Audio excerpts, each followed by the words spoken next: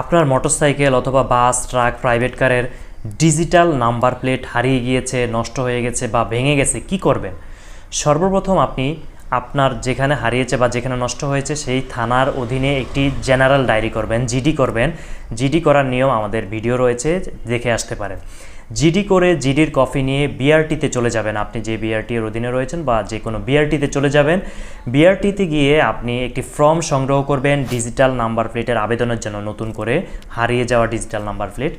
সেই ফর্মটি পূরণ করবেন এবং জিডির কপিটি দুইটা একসাথ করে অবশ্যই গাড়িটি নিয়ে যাবেন, বাইক হোক গাড়ি হোক, এবং বিআরটির যে কর্মকর্তা রয়েছে তাদের সহযোগিতায় আপনি গাড়িটি দেখিয়ে নেবেন যে আপনার যে নাম্বার প্লেট নেই। এরপর আপনি এই যে জিডির কপি এবং ফর্ম এ দুটি সহ আপনার ব্যাংক জমা দিতে হবে, ব্যাংকের টাকা জমা দিতে হবে, ব্যাংক জমার রিসিট লাগবে এটার সাথে। সেক্ষেত্রে আপনি কি করবেন? আপনি একটি নাম্বার প্লেট যদি হয় আপনার যানবাহনের, এটা যদি বাইক হয়, সেক্ষেত্রে আপনার একটি নাম্বার প্লেটের জন্য 3300 টাকা লাগবে। আর যদি দুটি নাম্বার প্লেট হয় প্রাইভেট কার, বাস, ট্রাকের ক্ষেত্রে, সেক্ষেত্রে আপনার লাগবে হচ্ছে 4800 টাকা। এটা সামান্য কিছু কম বেশি হতে পারে, বা ফি যদি পরিবর্তন হয় সেক্ষেত্রেও পরিবর্তন হতে পারে। বর্তমানে এটি রয়েছে।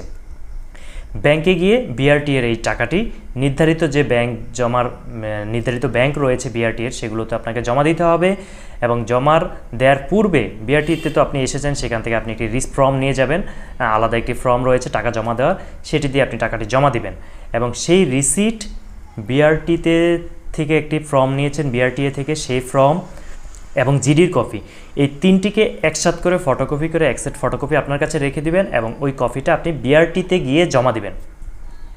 জমা দেওয়ার পর আপনাকে একটি স্লিপ দিবে বিআরটিএ থেকে, সেই স্লিপটিও আপনি অবশ্যই সংরক্ষণ করে রাখবেন।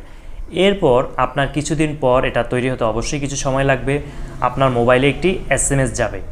এসএমএসের মাধ্যমে আপনাকে তারিখ জানিয়ে দেওয়া হবে, আপনি অমুক তারিখে আসেন, সেই তারিখে গিয়ে আপনি গাড়ি নিয়ে আপনার নাম্বার প্লেটটি লাগিয়ে আসতে পারবেন। এবং সেক্ষেত্রে ওই যে বিআরটিএ সকল ডকুমেন্ট জমা দেওয়ার সময় স্লিপ দিয়েছে, সেই স্লিপটি অবশ্যই সাথে রাখতে হবে।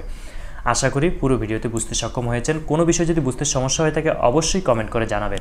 প্রিয় ভিউয়ার্স, এই ধরনের নিত্য নতুন তথ্যবহুল ভিডিও আমাদের চ্যানেলে নিয়মিত আপলোড করা হয়, তাই চ্যানেলটি ইউটিউবে সাবস্ক্রাইব করুন এবং ফেসবুকে ফলো করুন।